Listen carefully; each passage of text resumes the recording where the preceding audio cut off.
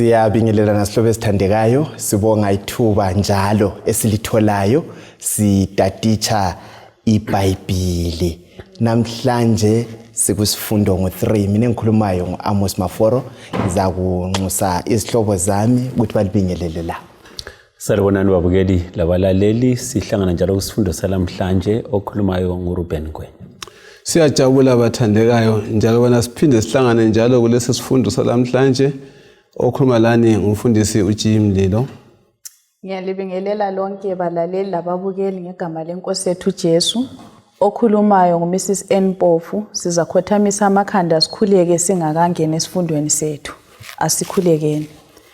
Baba wethu okhona ekhaya ezulwini lalapha emhlabeni, sithanda ukukubonga ngelinye njalo ithuba osusiphe lona ukubana sihlale ezinyaweni zakho. Sikhulekela ubukhona bukaMoya eNgcwele ukubana sichasisele imfihlakalo esezwini lakho bese siphila ngayo. Kuthi ngezifundo ezinjengazona lezi sicela ukulungisiswa silungele ukuza kwakho sokusondele kangaka. Sikhuleka sithembele egameni likaJesu Kristu elingadanisiyo. Amen. Amen. Siyabonga amandlo. Ihlobo esithandekayo. Siyaqhubeka kukota yona le sifunda okunye ngoJesu. Isihloko sethu sanamhlanje sithi sona ukuziphakamisa kuqathaniswa lokuzehlisa. Ukuziqathanisa kumbe ukuzehlisa. Sifunke sikhanyele indaba zona lezi zombili. Kusizwe lesi esiphila kiso indaba yokuziphakamisa kuluntu.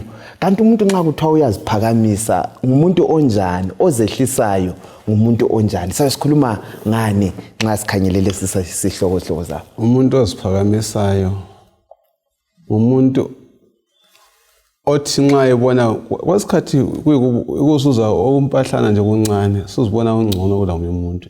Ngamafitshane asihle sithina ukuziphakamisa ukuzibona ungcono kulabanye abantu. Whether ngenotho, whether ngokukhuluma, whether ngempahla noma yini, kodwa khonokho nje ukuthi uzibona ungcono kulabanye abantu. Uyabuziphakamisile. Ngwenya phela abantu bakini lani liyakuthanda ngangizwe selizidemeleza thina sesikhanya ngani asibantu. Kusani khonokho asike sixoxe indaba yokuziphakamisa siphakeme. Liphakeme. Ukuziphakamisa nje umfundisi kuchilo, ukuzehlisa uthi uphabanye abantu babuye kuqala wena bese muva. Alright. Omama mbonani bakwenza ngcono nxa ephakulula. Uqala phakulula imiganu yabanye bese cina ngowakhe. Uyabe sele waqeda phela epheka umama khona.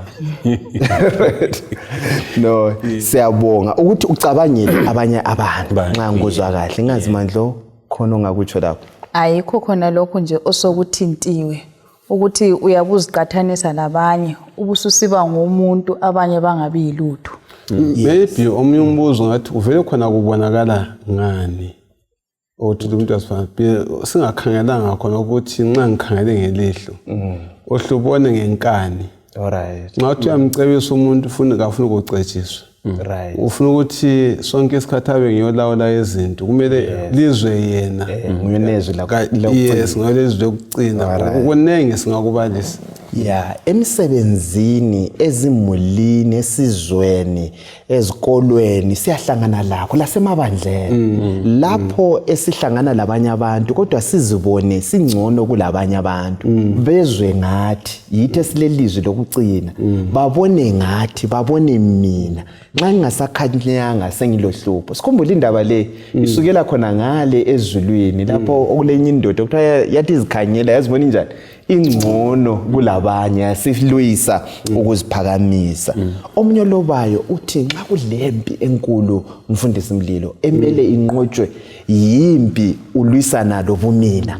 Usilwa lobumina lokho yikho khona wena ngathi usilwa lepride nxa singakubeka ngokuziphakamisa. So yiyo impi esingabe siphakathi nakwayo. Singakhanyela phandle kwezepolitiki sikhanyele loba ngaphi abantu bayazicabangela. Kuleli viki yikho esizabe sikukhanyele. Sicela ke mandlo usikhanyelele indinyane yokwaziwa ngekhanda uLuka 14 ivesi 11 bese sidobha isingabe siyakudobha kuyo le. Ngoba wonke umuntu oziphakamisayo uza kwehliswa, futhi lo ozehlisayo aphakanyiswe.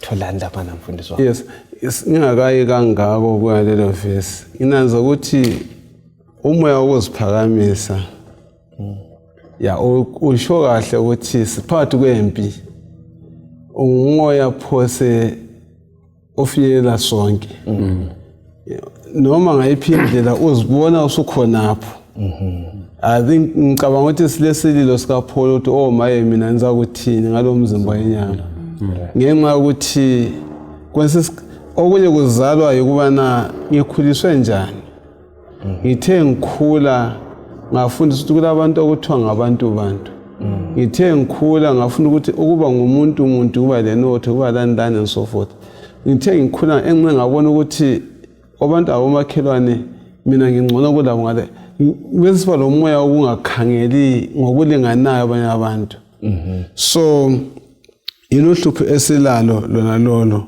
lokuziphakamisa and iverse lethu thana ngoba wonke umuntu oziphakamisayo uza kwehliswa kuthi lo ozehlisa aphakanyiswe wathi ke ngikhangele ukwehliswa ngokwendaba okwenzakala kimi okay yabona ngisakhula phana iphela ndaba babehlabela ikwaya ngase ngithutha sengiphuzile kukwaya ngigijima mangase ngifuna ukushayina ukuthi bambona ukuthi ngiqanjana amanzi ukuthi ngiyandikiza yazi kube mnandi nxa sengiseqa amanzi so enhlizweni yami ithi bayambona yini alokhutha ugatsha buka wela phakathi kwechibi lamanzi ngadlula igedi ngiyishoti kwakulamantombazana khonapho awungabuzi lo sesengutsheli right babekhona bonke nje babekhona bonke ahlabonke alapha yeah so kwangehlisa ukuziphakamisa ukhwana ngahle kaba ludanga siyawubonga lo mzekeliso right so yikho sizathi sike sikukhanyele siqathanise ukuziphakamisa ukuthi koNkulunkulu kudingakalani ukuthi kwehlwe koSathane kudingakalani ukuphaka ungakhanyela uIsaya ngo14 ivesi ngo12 usiya ku14 sihlangana lapha le ndoda le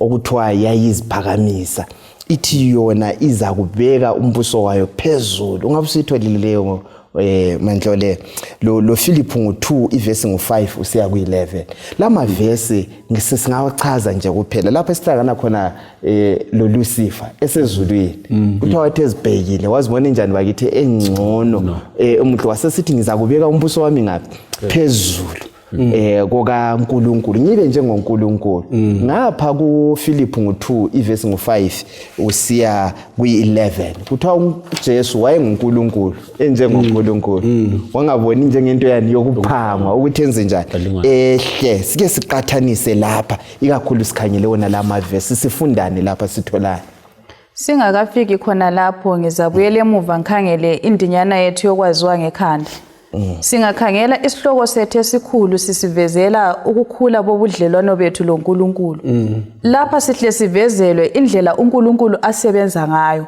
uNkulunkulu uthanda ukubana sizehlise ungafunda maforo uzathola ukuthi uNkulunkulu kade elindile ukuthi abalandeli bakhe babe lo moya okuzehlisa ukuze abamkelise izibusiso asibusiseke nxa siziphakamisa kuthiwa kukhulu ukudlula lokho esingakucabanga uNkulunkulu angasenzela khona nxa besingazehlisa ukhangele uSolomon engena ukuba inkosi ethi nginjengomntwana uNkulunkulu wamenzela izimanga lathi balaleli lababukeli nxa singaphila ngokuzehlisa singenza izinto ezimangalisa ukhangela abafundi bakhuluma bengafundanga bakhulume lamaloya labantu abafundile kumangalise ngoba uNkulunkulu uyasigcwalisa ngomoya wakhe nxa sizehlisa kakhulu yes siyabonga kakhulu isihlobo esithandekayo indaba yokuzehlisa yikho kulobu uNkulunkulu khona apha so kalokho sesichilo isungulwa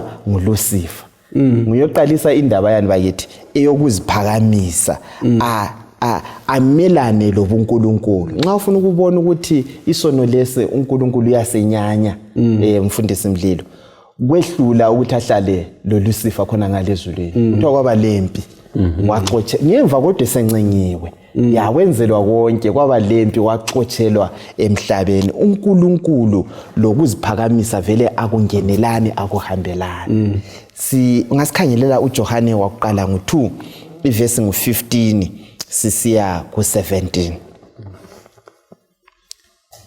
1 John 2 verse 15 Lingawuthandi umhlaba loba olunye ulutho olusemhlabeni. Nxa umuntu ethanda umhlaba, uthando lukaBaba kalukho kuye. Ngoba izinto zonke ezisemhlabeni, izinkanuko zabantu abalezono, akulangazela kwamehlo, ukulangazela kwamehlo abo kanye lokuzigqaja ngempahla akuveli kuBaba, kodwa emhlabeni. Umhlaba lenkanuko zawo kuyadlula, kodwa umuntu owenza intando kaNkulunkulu uphila kuze kube nini. Nansi indaba ngwe. Ukuziphakamisa sisitholani lapha ikakhulu kulemcijo emithathu eqhathekileyo ezihlobo zami Mandlolo mfundisi lapha esitholayo lapha kumavesi la esiwafundile ukuphi esikutholayo bengifuna ukuthi singakangeni kulezi zigaba ezintathu sike sifithizele uYesaya 14 verse 12 kusiya ku14 simqathanisa lo Philippians 2 verse 5 kusiya ku11 kuYesaya sikhulume ngakho yebo kuYesaya sibona uLucifer njena sichilo ethi uyafaka esihlalo sibe ngesiphakeme kwedlula esika Jehova andisindawonye njalo futhi kulapho esibona khona kuyikusungula kwempi enkulukazi ecina isilethe umhlaba lo phakathi kwezinhlupho ezehlukeneyo siyagula siyafa kwavela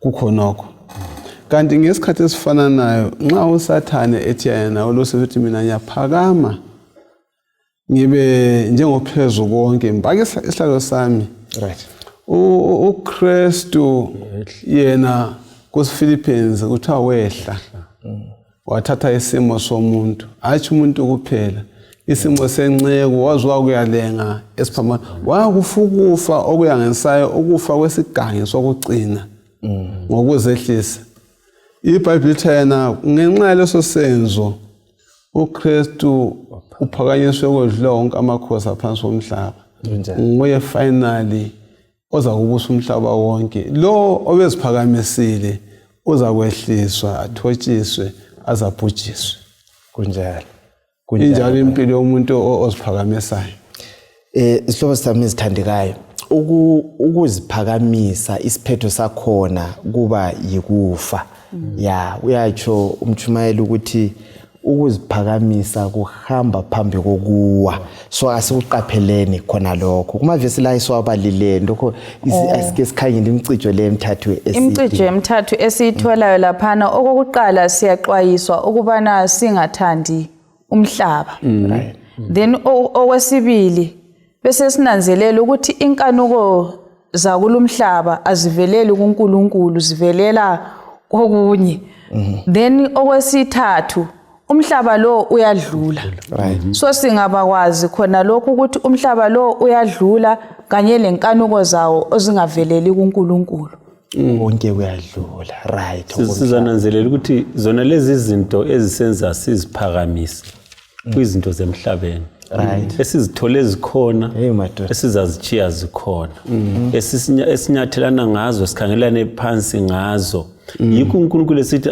asikunanzelela ukuthi okomhlaba akuveli kuye ngokwangaphi ngokwemhlabeni njalo umhlaba lazo zonke zona esikhangelana phansi ngazo zikuyedlula ingozi bisiba khona ukuthi uma singazange sizehlise sizadlula lazo lezi zinto lomhlaba wakhona bese silahlekelwa silengozi ukuthi sidlule lazo silahlwe kunye lazo ngakho ke kudinga singabambeleli kokuphelayo asibambeleleni kokungunaphakade okunguJehova lentando yakhe sivuma ukwehla kwenza ukuthi ekugcineni asiphakamise ngoba singaziphakamisa ekugcineni uzasithobisa silahlwe lokomhlaba siyabonga asikuqapheleni lokho ngiyembuze lapha kuyake kuvume yini ukuthi ukuziphakamisa kube yinto enhle ukuthi uziphakamisa ngento enhle kuyavuma yini ukuziphakamisa ngento enhle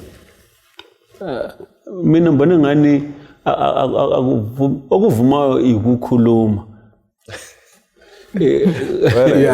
kona akuvumi ngoba anti sithe ukuziphakamisa yimi lami right kodwa umfundisi angenza ulutho luhle umfundisi umntana wakho wenze kuhle kakhulu ngiyazigqaja ngaye anti ayisimi ngikhuluma kodwa nxa kukimi umntana nami wenza ngcono kulabenu kodwa ke ungasiqiniswe right nxa yenze ngcono kulapha so sifuna ukuthi senelise ukubalance okwento kwakhona kungasali kulenga ukuthi la sekukhulumeni nxa kuyikukhuluma kodwa vele into yanti senhliziyweni kwesinye isikhathi ungakhuluma ngokuzehlisa uziphakamisa anti kunjalo yes kunjalo lambe ngathi mina kukhona isigaba sokuthi ngithi mina hayi ngiyaziqenya kodwa ukuziqenya kwangikhona kungayisikho lokhwana okalosifa right kodwa kuyikubonga ngalokho kwenzakeleyo nxa ingathi mina ngiyayibonga inkosi ngalokho engenzele khona ngiyaziqenya ngoJesu Kristu ngalokho angenzele khona ngisebenzisa igama kodwa ingqondo isekubongeni ngiyaziqenya ngomntanami inxa uthi hayi uyalalela sibisibili kodwa khona ukuziqenya ngomntanami kwesisikhathi futhi ungangena kusigaba esingayisiso nxa ngihlobana ngolandi yami kuba kubi uma sengiqasa ukuthi ngiziqenye ngaye ngibe sengibona bonke abantwana beyizibi yes lokhana kumele ngifike esigaba sokuthi ngibonge kulo mzidlana nje omncane kumele ngifike esigaba sokuthi ngibonge kodwa ngingadlulisa amalawulo sibonge yes mandla okunye adinga unanzelela khonapha okukhulunywa ngumfundisi ungabona udumo solusiya emuntwini sokusiba lenkinga ekucineni kwakho konke lanxa ukuzikhanya lokhu kungaba lelinye izinga ukuthi sinanzelela lokho okuhle uNkulunkulu asenzele khona ekucineni kwakho konke kumele kufike ekutheni udumo lobukhosi luye kuNkulunkulu ekukhulumeni kwakho singasali sibone wena kodwa sisale sibone uNkulunkulu okwenze wenelisa ukuthi wenze ile lapho mandla yes khona lapho ukuthi ngithi mina ukuziqenya kungcono ukuthi ngibonge ukuthi umlimi ngiyambonga ngokunginika ngokwenza umntana wami lesimilo esihle uyakubona yes uhlupho lokuziphakamisa ngingaziphakamisa lingakuboni ngiyalidunga ukuthi likubone alright sesikubona ngikugrade 3 nxa ngaphambanisi kule ndaba kulona ibhuku esasilalo elali lesihloko phakathi sithi impukane ezazisayo alright impukane leyi yafika yahlala enkomeni lempondo ezinkulu yahlala ephondweni ebucijeni kwempondo inkomo azangizwe ukuthi kule mpukane ehleliyo impukane yasiprobe inkomo ukuthi kambe awungiboni yini awusizwa yini isisindo sami so yayiziphakamisa kodwa yasibona ukuthi ayinanzelelwa yasisenza ukuthi lo eduze wakhe ananzelele ukuthi khona so kuyingozi enkulu khona khuyana ngoba umuntu wakhona uyadinga ukuthi ubonwe ngezindlela semfuna ukuthi ngibonwe mina ngibona nini ukuthi yimi kukanti akudingi kumele ukuthi abantu basibone singakudinganga nxa ngiyekho mina akula saba skule ngaphatha nxa ngaso church elder mina hayi ibandla lehlulekile nxa ngaso umfundisi wendawo enje so esimele sikufunde nxa ndilalele kahle ngwenya yikuthi sazi njengabantu ukuthi ubuyithi bethu abukhanyelwa ngokuthi silani sifunde okunganani senzeni sile values lokho sinjalo phela kuKristu kasifelanga ngoba sifundile kumbe sile mpahla thize ngicabanga ukuthi kulike la kuthinta ukuthi size lapha singela lutho vele so vele ukuziphakamisa kwesikhathi uyathola umuntu oziphakamisa lokusola thathahlale sola abantu laba banje abe sekhohle ukuthi eminye engu4 so ikhombe kuye ukuthi lawo njalo. So ngozi bani ekhona lapha ngokuziphakamisa ikakhulu kubudlelwano bethu loNkulunkulu lobudlelwano labanye abantu. Umuntu oziphakamisayo okokuqala akakuthatha ukuxwayisa komunye umuntu. Ufuna ukuthi yena abe nguye okhuluma kuzwakale. Kuze kufike esigabeni sokuthi nxa ethe mhlawumbe sile Bible study abese letha umcijo ophambeneyo. Azama ukuthi aqondiswale. Alright. Angithi lapha nasifunda ngoJesu ukuthi uJesu uthi uyasilawula. Kuze kufike esigabeni sokuthi nxa esesala ukuthi aqondiswe ngokwelizwi likaNkulunkulu uphikisana loThixo ngokwakhe. Alright. Ukusindiseka kwakhe sokusibanzi. Sokunzima. Into oziphakamisa kasindiseke. Okunye ngunanzelelayo ngokuziphakamisa kuyabulala ubudlelwano bethu loNkulunkulu. Ngoba uyabe ungasamdingi uNkulunkulu. Ngoba uyenelisa ukuthi ngamandla ami ngenze lokhu lalokho okwenza ukuthi uNkulunkulu singenelisa ukuthi simuphe indawo yakhe ezimpilweni zethu. Uyabusubona wenele antsho siyasithi nxa ulento zakho uyabucela ukudlula. Ngitsho labantu uyabungabadingi empilweni yakho. Ukanti futhi ungananzelela ukuziphakamisa kuthungamela ekubeni lomoya wokuncintisana we-competition lo kujajana ube sokusenza ukuthi ubudlelwano bucine busiba munyu komunye ukuthi ngangcono mina ngibe right kulokuthi ngibe lomusa kuwe kakhulu. So labantu ongeke wahlala labo wagwetshisa labo abaziphakamisayo. Nxa sikhuluma ukuthi kanti kwenzani kubudlelwano bethu. Kwesikhathi nxa kulomuntu oziphakamisayo kunzima ukuthi uphile laye kanti njalo ezabamba inkani. Ezakwenza isikasumana phakathi kwabanye abantu. Akula umuntu okufunayo. Right. Khonokho nje ukuthi yena lami ngingumuntu ngiyafuna lami ukuthi kwesikhathi umuntu oziphakamisa la nhlonipho ngoba ubona engcono labanye abantu so awuphile kuyena. So kuyadiliza ubudlelwano. Imithado eminingi ichabalele ngokuziphakamisa. Ungacabangeli omunye umuntu. So asikuqapheleni isihlobo esithathu. Obaba lo mama bonke yikho iBhayibheli thina lizehlise omunye komunye. Lingewena lizehlise omunye komunye libe zinkunzi lobabili egumeni lenu. Awukazi kwaba la nkunzi ezake saphila sibasinye. Uyadile kumthatho. So udinga uzehlisa kakhulu. Amavesi abo Ndlovu lawa esimele sibabadlele sibe ukuthi bazehlise. Asikhangele uLuka ngo18 ivesi ngo9 siya ku40. Sike sikhangele kunale indaba yokuthi uyazazi yini ukuthi Jeremiah uthi inhliziyo yakhohlisa kambe mbani ongaba yini nginjenje yabo but umele ufunde ukuzazi ukuthi wena ungumuntu onjani angithi phela ke sikhangele abakhonzi labo ababili ukuthi babemi kanjani. Yes. Verse 9. Yes. Kulabo ababezethemba ngokulunga kwabo beyisa abanye. Right. uJesu wakhuluma umzekeliso lo wathi amadoda amabili aya ethempelini ukuyakhuleka omunye engumfarisi njalo omunye engumthelisi. Umfarisi wasukuma wakhuleka ngalokho ayeyikho khona wathi Nkulunkulu ngiyakubonga ukuthi kanginjengabanye abantu izigebenga izixhwali izifebe njalo kangifani lomthelisi lo. Ngizila ukudla kabili ngeviki njalo nginikela okwechumi okwenzuzo yami yonke.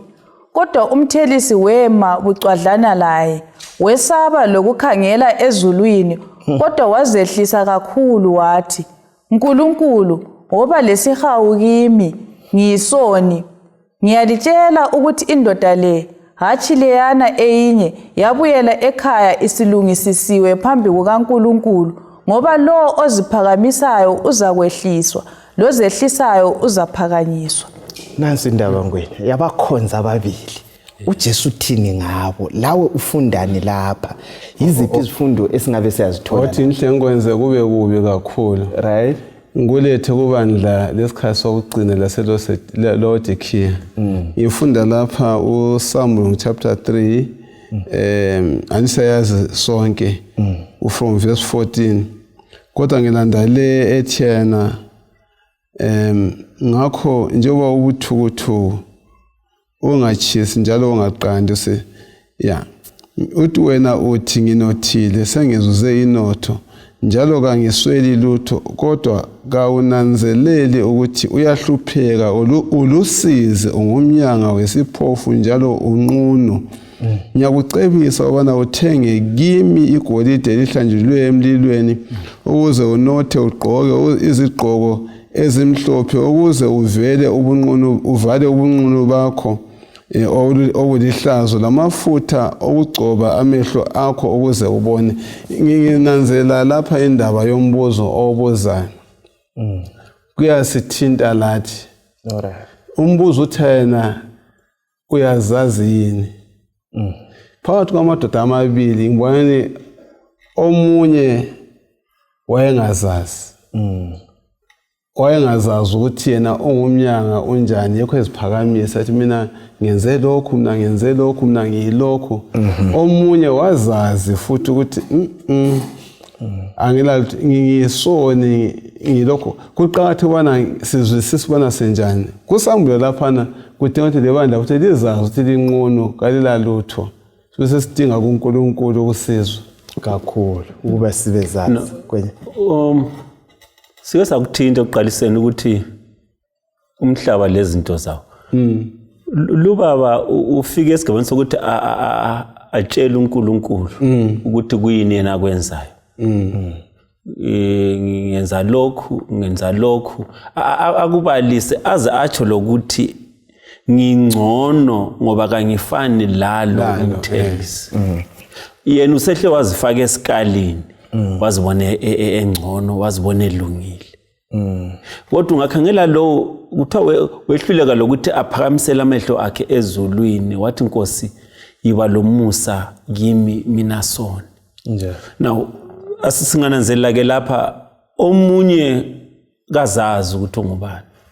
Omunye uyazazi ukuthi uyisoni kodwa lo omunye uzithethe wazifaka ngaphezu kwezoni ungcono lanxa engona wona ngcono kulalapha ngoba wani uyabuyisela kwechumi nxa kuthiwa ababuyisela kwechumi abangabuyisela kwechumi yena akakho laphana ngoba uyabuyisela nxa kuthiwa abangakhulekiyo abangazi yena akakhuleki kuphela uzila lokudla.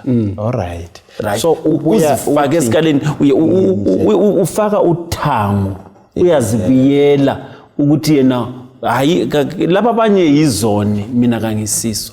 Yiki iBhayibheli lisithi umuntu onjalo uNkulunkulu uthi isono lesana ngithi it's a grievous sin. Isono lesana siyakhoroda siyalimaza kakhulu ngoba singaphakathi kasibonakali lula. Alright. Nxa sihamba sihlezi sibane angeke ubone ukuthi oziphakamisayo ngubani kodwa ngaso kusesiba ezenzweni ekukhulumeni sengikhona enjani ebonakala. Uqamba izinto azenzileyo ukuthi mina kangisindiswe ngenkani ngoba ngenze lokho mina ngenza lokho nyinje izenzo zani zomlayo. Alright. Mina okunye ngufundileyo lapha ngabantu laba ababili izikhonzi lezi ezimbili omunye uziqathanisa labanye. Lakhona lokhu lathi kuyake kusilinge ukuthi lanxa ngiwona kodwa kuba naye amfike usukhangela ngendlela ayenza ngayo. So lo iphutha lokuqala alenzayo ukuthi uzilinganisa labanye abanjengaye. Lo ngiyacabanga ukuthi wakhangela kuJesu. Right. Nxa sisondela kuJesu sizibona ngelihlo elichiyeneyo. Ungakhangela uJesu ngendlela ayiyo yona lokuphakamisa ubuso ngeke uphakamise ukhangela uthando asithande ngalo lendlela asiphatha ngayo vele ukuzehlisa kuhle kube lula ngoba sikhuluma ngomuntu ophakemeyo olomusa olothando omsulwa ongazange ona. Right. Yengaboleka ibala lesilungu kuleyo bantu ababili. Lo nxa ezikhangele uzibona elevalo. Right. Uzibona eqhatheke kwedlula abaningi. Amazwi ngamandlo uMezibufu aveza sobala ukuthi ngangila valo njengoba siyaboleka ibala lesilungu kangilavalo ngenotho ngempahla lakho konke okuningi ivalue yami isekuthini uKristu uyini empilweni yami kakhulu ukukhona kukaKristu ungenza ngibe le nto othiwa ivalue bengidinga isindelo ukuthi ngizayifaka ngithini igugu isisindo ya ubuqhakatheki bami ngaqhakatheka kuphela uma uKristu ebusa inhliziyo yami nguye ongangenza ngibe ngumuntu athi mina ngokwamana ngizenze olobayo uzatsho ukuthi ukuziphakamisa kona kuveza ukuthi isikhatshana kangakanani uNkulunkulu ngoba aluba sisondela kuNkulunkulu kulapho sizibona uboni bethu kunjalo sibona ubungcwele bukaThixo njalo nxa sisondela okwenzakala yilokho mina ngihlezi duze kaMandlo lapha sikhatshana la khatshana umango phakathi kwethu umkhulu kodwa uma ngisondela kuJehova la yesondela kusenzo sokuthi sisondela kuJehova umkhandlo phakathi kwethu futhi la uyancipha kansoze ngimbone ubunguye bakhe ngoba ngikhangele kuJehova njalo ubudlelwano bethu buyahlambuluka siyabonga awona iBhayibheli kalisincithi liyasinika izibonelo liyasinika uMoses ungafunda umsebenzi ngo7 verse ka22 iyaveza ukuthi uMoses wacetshiswa wafundiswa yiyo yonke indlela kodwa nxa usiya kuHebrews ngo11 verse 24 ezathi usiya ku26 iyakutshela ukuthi enjalo ecebe ukumangalisayo efundiswa umangalisayo nxa sofika ukukhetheni wakhetha ukuzehlisa wahluphela abantu bakaNkulunkulu ukubana abe yinkosi yaseGibhithe kakhulu manje ungasikhangelela amaHebheru nge11 verse ngo24 siya ku20 selethele umlingiswa lo uMose sike sikhangelela indoda uyayichasisa la ukuthi ayifunde kakhulu angithi phela kuthiwa wayesazi konke eqeqeshile lezempini lezi wayelibutho elikhulu kakhulu ehlonitshwa lezepolitiki eliloya uMose kuthiwa leze ezomnotho economics wayezazi kodwa nangu uMose wenza njani lapha kuverse 24 Ngokukholwa uMose esekhulile wala ukuba aziwe njengendodana yendodakazi kaFaro wakhetha ukuphathwa kubi kanye labantu bakaNkulunkulu kulokuba akholise injabulo yesono okwesikhathi esifitshane wakhetha ihlazo ngenxa kaKristu njengegugu elikhulu kulenotho yaseGibhithe ngoba wayekhangelele umvuzo phambili ngokukholwa wasuka eGibhithe engalwesabi ulaka lwenkosi wabekezela ngoba wambona lo ongabonakaliyo right nansi indaba lapha ngwenya sike sikhangele indaba kaMose kuthiwa wathi esekhulile nxa ngikuzwa la kuthi ukuthi umuntu nxa engakakhuli uyabeziphakamisa nxa usukhulile nxa usumature mbona ngani indaba yokuzehlisa vele ayisoyabantu vele abancane ngoba nangu uMose sekhulile kuthiwa wayefunde kakhulu ngoba kakhulu nxa sisho njana ngoba X2 verse 12 right wayengakakhuli waba wasebenzisa imizwa wabona nangu umGibhithe lapho hluza umuntu wakibo wathaza ngapha lapha wonke awulamuntu ombonayo wayemsukele embulala emgqibela wasebenzisa imizwa abathi impulsive lokho zenini reaction wayengakakhuli ngithathiwe sitholani kakhulu so kwesinsikhathi ungazikhathazi umuntu nxa isilokho eziphakamisa hayi kakhulu kalokho kwakutsho ngwenye ukuthi into lezi sizeboleki sizithole khona lapha kanti uziqhenya ngani ngemota ngendlu ngike ngazibuza ukuthi nginguMose right ngibona isihlahla sivutha kungelamnye umuntu okwasibona alright ngingenza izimanga eGibhithe ngakhombela intonga yami amanzi umfula abaligazi ngelula intonga ulwandle lwavuleka uIsrayeli endleleni wayezathwala nzima ukuthi libona amanzi lawana baba lawana mina ngelenzela mina nyawenza amanzi abe mnandi kodwa iBhayibheli usithi akula umuntu wayelo engumnene njengoMose ngoba uMose wananzelela ukuthi ungubani lokuthi obusayo olawulayo empilweni yakhe ngubani? nguJehova. Njalo wasesenza konke lokhu wakubuyisela kumenzi onguJehova.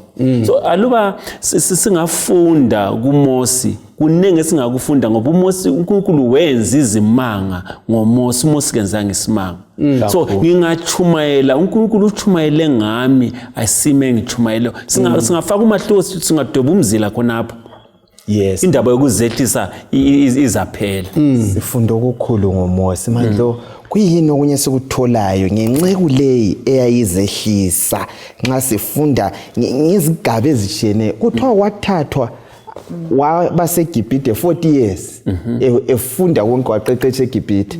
Umlimo wamkhipha wamsenkangala okweminyaka emingaki 40 emkhipho kweGibhithe lokho emfundisa ukuthi kuzathunganyelwa njani ubani uIsrael.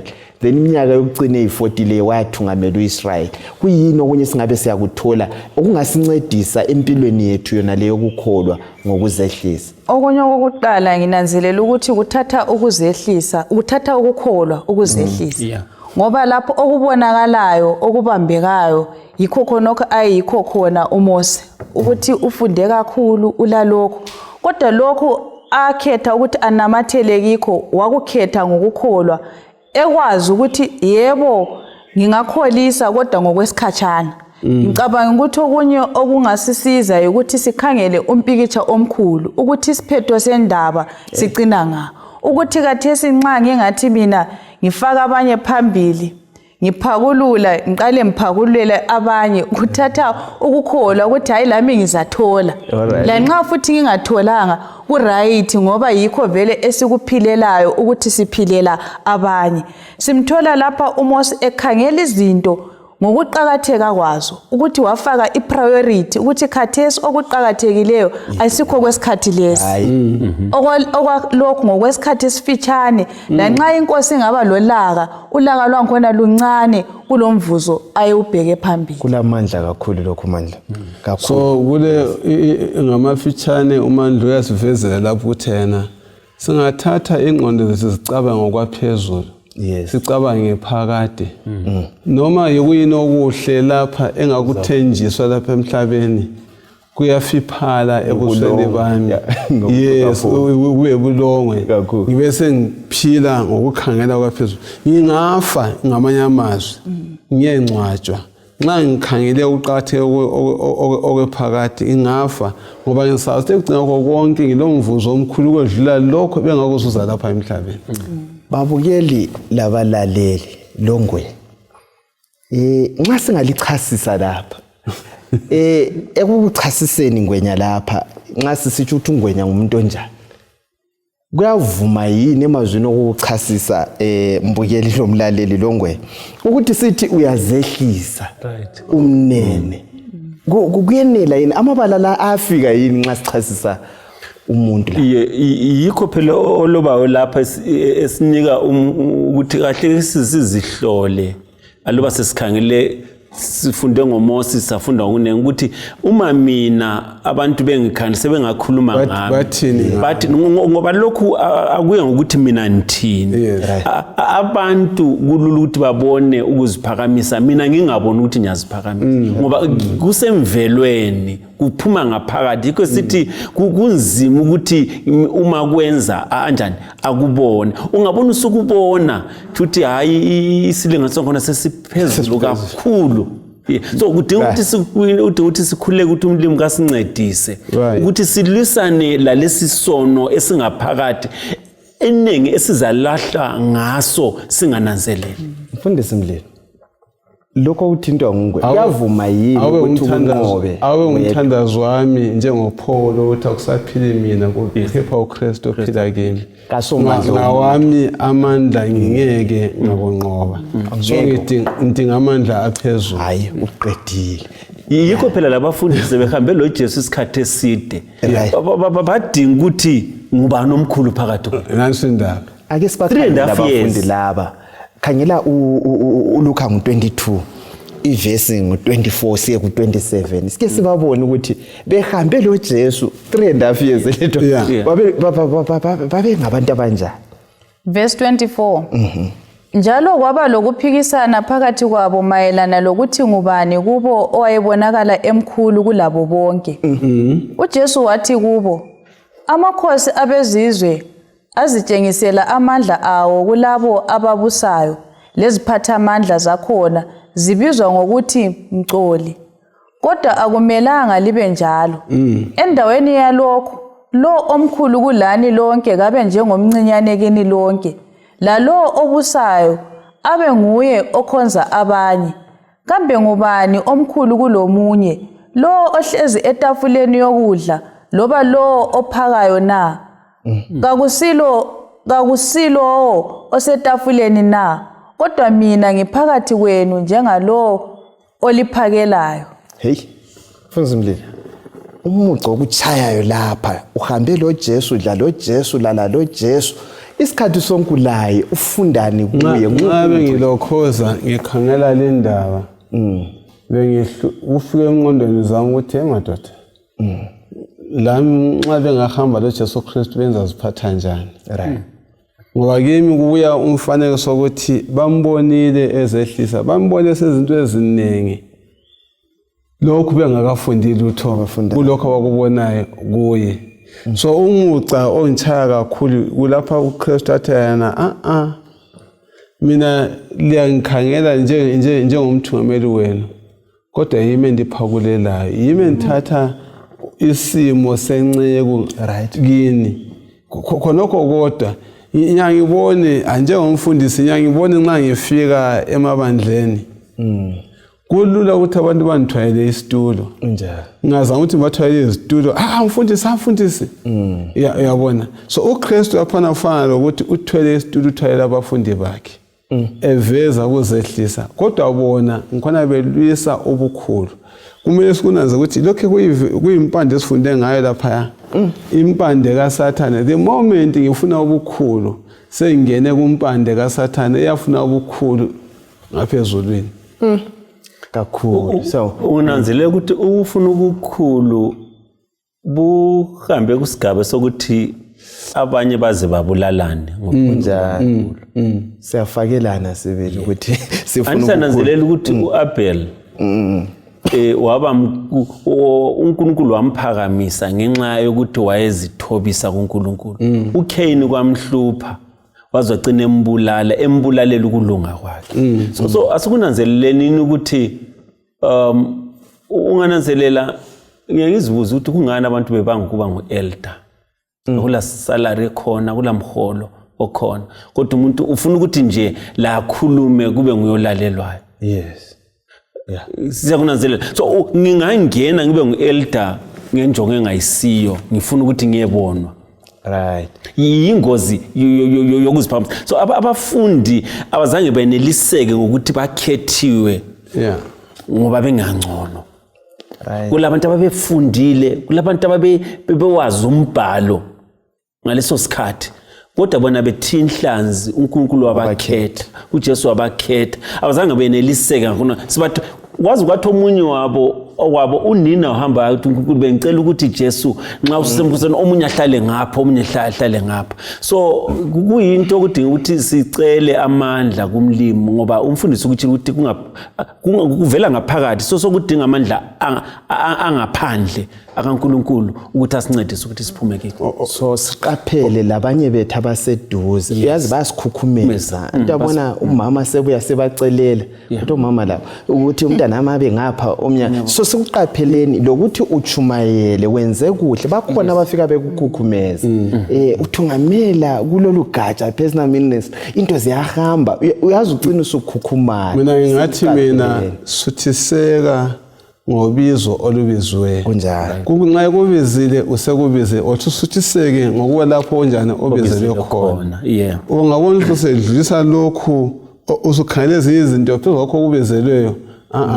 uNkulunkulu uyabiza umthungameli efumana amnike umsebenzi othize, engaqeda ngayo sebiza abanye abantu. Wena suthi sekuthi mbizele lesesikhathi ungasibuza uqinisa usihlupha, suqasa ukudinga abangane abazakuncedisa ukuhlala ezikhundleni njalo and so forth. Suthi sengalokho kubizelwe ume khonapho. kuthiwa kuzono zonke akulasona uJehova senyanyayo njengesono sokuziphakamisa. Asisiqapheleni babukela abalaleli. Imaza futhi. Yes, asikunanzeleleni ukuthi kuba isinengiso kuJehova. Ongasindisa kuphela nguye uJehova, nguye ongangenela. Phinda uvesi ngo27 mandlo. Sikhangele lapha ukuthi kanti vele simele sibheke bani. Omele asiqondise ngubani. Kambe ngubani omkhulu kulomunye? Lo ohlezi etafuleni yokudla loba lo ophakayo na? Kakusilo osetafuleni na? Kodwa mina ngiphakathi kwenu njengalo oliphakelayo. uJesu uthi ama-elderana athi wathinta uthi kawafunde ukuphaka. Uthi ake nisifunde ukuba yithi esibazinceko. Angithi phela kuyini udaba olumqoka kumavesi la esiwabalile olilethwa nguJesu kubafundi bakhe okugoqela mina lawe namhlanje. Usilaya uthi senzeni sifundeni kuye mfundisi wami. Usibiza lapho uthi sifunde ukuzehlisa. Right. Njana bendawonye besetafuleni uyabavezela ukuthi hayi mina yimi silutitsha wena mengenza yonke into le kodwa ke yimi liphawulelayo njalo at the same time ingqondo lomfanekiso lapho ngokubafundisa ukuzehlisa. Right. Ngoba uziphakamisa kusilethela inhlupho ezinkulu lo Sathane waxotsha ezulwini. Yes. Kabafunde ukuzehlisa. All right. Funde ukwehla zihlobo ezithandekayo. Angithi phela yibo ubuNkulunkulu kalokho sifundile ukuthi uJesu wehla. Yebo. Ngamanye amazwi sorry one word. Yena uba yisibonelo ngokwenza kwakhe. Kazange akhulume kuphela ngomlomo. Ngoba yisibonelo sokuzehlisa. Uyenza. Yebo. Sinanzelela khonapho ukuthi uJesu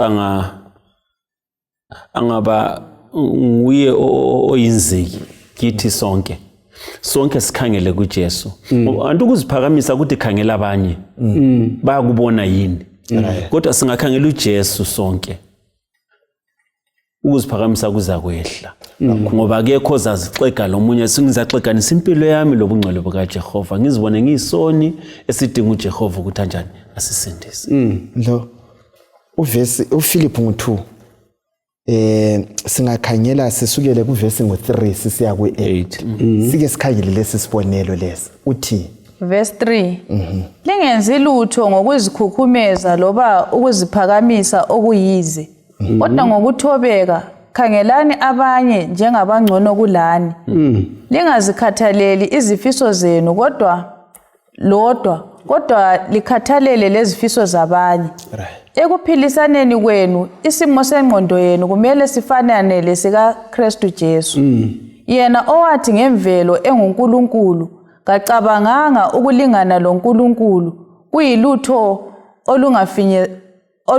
olungafinyelelwa kodwa wazithoba wathatha isimo senceku yena elesimo somuntu wathi ebunjwe wabonakala njengomuntu wazehlisa walalela kwaze kwaba sekufeni okokufa kwesiphambanweni.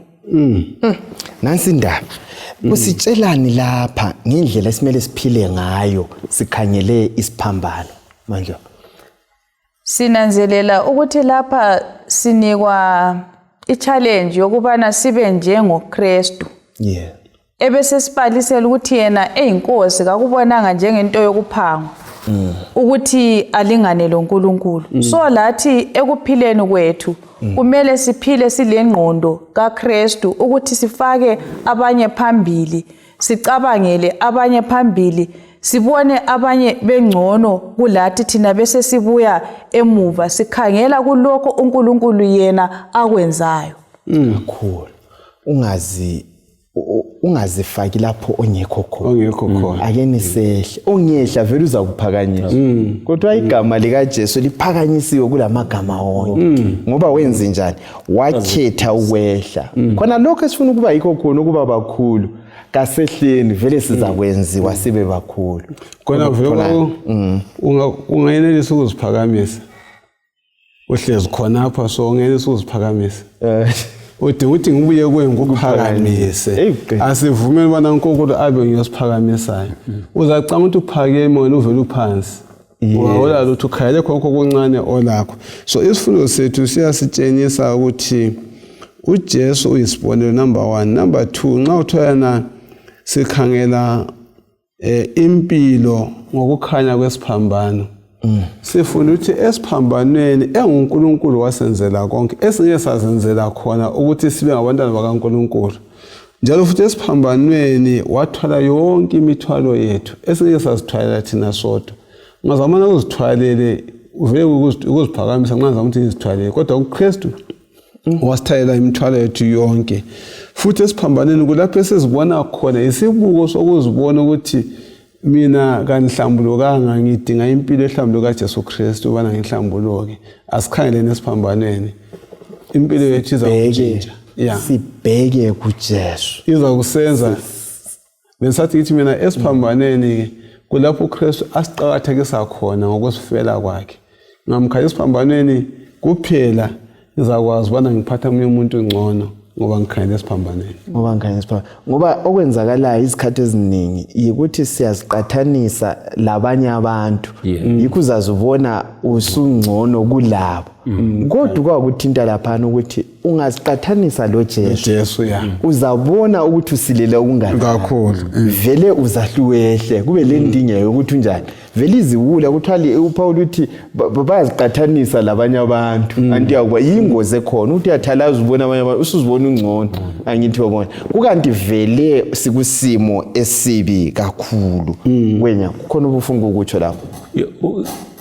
uMpostoli Paul ubhala ngoba impilo yakhe yokuqaliseni ubezibona engcono elamandla esenza la athi angafika wonke umuntu athuthumele kodwa sehlangene lo Jehova wamthobisa wabakwazi ukuthi yena umuntu kaJehova uJehova mkhulu. So singakunanzelela ukuthi uNkulunkulu ungibeke lapha engikhona wangibeka ngaba lokho engikhona ule njongo ngakhona lokho ngisuthiseke ukuthi mfundisi ngisuthiseke ngakhona lokho uNkulunkulu angeze ngabe khona ngingabi le ndaba lokuthi omunye unjani ulani uzananzelela ukuthi uNkulunkulu kulula ukuthi angiphakamise kodwa ngingaziphakamisa mina omnuza lo bathi abanye bethu silahlekelwe izibusiso eziningi kakhulu ngoba uNkulunkulu unanzelela ukuthi uziphakamisa ngesude yodwa pho ngingamnika imota ke uzabathwala abanye yini ngemota yakhe so siyazi lahlekisa kokuningi uNkulunkulu ade ngasenza kona ngokuthi sinjani siziphakamisa asivumeleni uThixo abuse alawule impilo zethu sifisa ukuthi abanye abantu bebengcono kulathi kakhulu. Mandlo ukusikhangelele lapha indaba le sesifithizele kakhulu sakhuluma ngayo. Umoya wesiprofeti uthini ngendaba lezi ezokuziphakamisa sigoqa sithini le ndaba? Sinanzelela ukuthi lapha siphiwe imigca eminengi ikakhulu sisiye ekucineni ukuthi nxa sisondela kuNkulunkulu yikho lapho esizibona khona ngendlela right kakhulu. Sinanzelela ukuthi singasondela kuNkulunkulu yikho okuzasincedisa ukuthi sizehlise. Yikho ngikuthole lapha lokuthi ungakawi uqala ngokuziphakamisa. Madoda. Ungakaphakami uqala ngokuzehlisa. Yikho ngikutholile lapha. Kakhulu. Ungabala uChrist Object Lesson page 160 lo Desire of Ages page 436 usiya ku 437. Yikho kule ndaba ezithathekisayo kukhuzwa indaba yokuziphakamisa ezezithintwe ngumandlo laphana. Sisiyayiphetha le ndaba ebesingakho namhlanje mfundisi Mlilo ongakutsho ngamafitshane sifinqa sona lesi sifundo esikutholayo esiloyise ukuthi abantu basale bekubambile okungasisiza uhambo lwethu lolu sisazana silobudlelwano loJesu yikuyena yokuthi uma abafundi bakaJesu Kristu abaphila bafunda laye balwisana lokuziphakamisa lathi thina eselapha singaziboni izingane singcono kulabo abafundi ngoba lathi silethu impi yokuziphakamisa kokuthi ngumsabatha nje kodwa wesikhathi kuyangenza ngiziphakamisa uzibona ngingcono laba abantu kodwa ke singakhula kubudlelwano bethu labanye abantu kuphela nxa sikhangela kuJesu Kristu, asikhangeleni uJesu Kristu bathandekayo. Bheka kuJesu ongela sono. Ngwenya ungayiphetha uyithini le ndaba? uSathane wawa ngenxa yokuziphakamisa. Njalo uza kusebenzisa khona lokhu ukuthi akusengele kithi ukuze singasindiseki. Ukuthi siphepheke thina asikhangeleni kuJesu. kuJesu kuphela. kuJesu. Manje ngiyawezwa amadoda athi sibheke kuJesu. Kanti singaba yini singayani ngakuJesu? Mina nginanzelela ukuthi ekucineni kwakho konke esikufunayo nje kodwa yena leyo ukuthi ubudlelwano bethu loNkulunkulu bukhule. So sesizwile balaleli lababukeli ukuthi ukuze sikhule kulobu budlelwano kuyadinga ukuthi sizehlise. Ungananzelela iBhayibheli ligcwele ngamadoda labomama ababezehlisa uNkulunkulu wasebenza ngabo ngendlela emangalisayo. La namhlanje ngo-2026 uNkulunkulu ulonke efanana engenza izinto ezimangalisayo ngempilo yethu nxa kuphela sizehlisa. Ngosuku uNkulunkulu usebenza ukubana sihlambuluke sibe njengaye. So ngaye siyenelisa ukuthi sizehlise. Siyenelisa ukuthi sizehlise. Isihloko zami babukeli labalaleli siyabonga ithuba isibelalo sifunda okunye ngoJesu. Oqhathekileyo yikuthi kasifundeni ukwehla. Abalingiswa abambalwa eBhayibhelini abazehlisayo oJohane uMbhaphathizi baphakanyiswa. uJesu waze wathi akula mprofeti odlula uJohane uMbhaphathizi. Wafa waze waya kufa, wazehlisa waze waya kufa. Lathi asifundeni ukuba njalo. Sihloko esithandekayo, indaba yokwehla ayisondaba elula, ifuna uJesu. Kasivumeni singahambi sizikhuluma ukuthi mina ngenze lokho okuhle, ngenze lokhwana, ngoba uthi yena imisebenzi yethu emihle injengezidwedwe ezidabukileyo ezingcwelileyo njalo. Akula ongaziphakamisa ngakho. Umlimo lomusa kangane angaba lathi. Siqhubeka sifunda sitatitsha. Asihlanganeni njalo kuvike elizayo sikusifundo sethu sesine lapho esiyabe sifunda khona ngengxenye yeBhayibheli ukuthi umsebenzi weBhayibheli kuyini empilweni zethu. Leli thuba ngiza kucela uElder Ungwenya asivalele ngomthandazo. Baba ingcwele okhona ngikhaya ezulwini, siyabonga ngesifundo lapho ofisa khona ukuthi ulungisise izimpilo zethu, ususe ukuziphakamisa kungene ukuzehlisa. Sincediseke msindisi ngoba ngawethu amandla aseke sikwanelise lokho. Bese kusithe kupheleni siufanele umbuso sisindiseke ngayo uJesu inkosi yethu. Amen.